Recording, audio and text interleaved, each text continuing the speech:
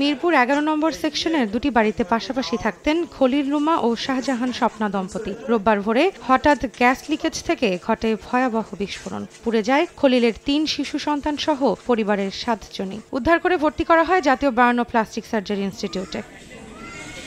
স্বজনরা জানান, বাসার পাশ দিয়ে যাওয়া গ্যাস লাইনে লিকেজ ছিল, সেখান থেকে বের হওয়া গ্যাস জমেছিল দুটি ফ্ল্যাটে। মশার উপদ্রবে খলিল কয়েল জ্বালানোর সঙ্গে সঙ্গে বিস্ফোরণে আগুন ধরে যায়, ছড়িয়ে পড়ে পাশের বাড়িতেও।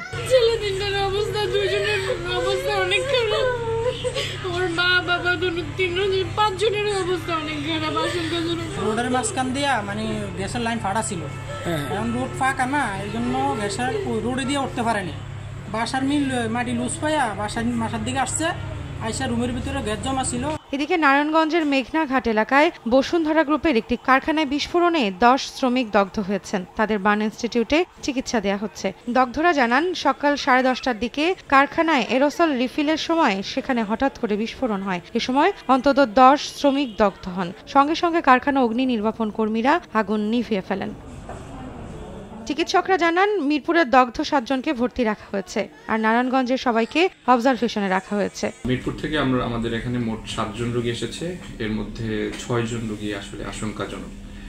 সর্বোচ্চ ৯৫% একজনের পুড়েছে, আর সর্বনিম্ন ৬% যে সে ভালো আছে, তাকে আমরা ওয়ার্ডে শিফট করেছি। বাকি ৬ জনের শ্বাসনালী পুড়ে গিয়েছে। নারায়ণগঞ্জের দুর্ঘটনায় ১০ জন এসেছে। যাদের পোড়ার ভাগটা কম তাদেরকে আমরা হয়তো প্রাথমিক চিকিৎসা দিয়ে ছুটি দিয়ে দিব, যাদের বেশি তাদেরকে আমরা এখানে ভর্তি রাখবো। কারণ উদ্ঘাটনে দুটি ঘটনায় সংশ্লিষ্ট থানা পুলিশ তদন্ত করছে বলে জানানো হয়েছে। রৌনক নিয়ন্তা, সময় সংবাদ, ঢাকা।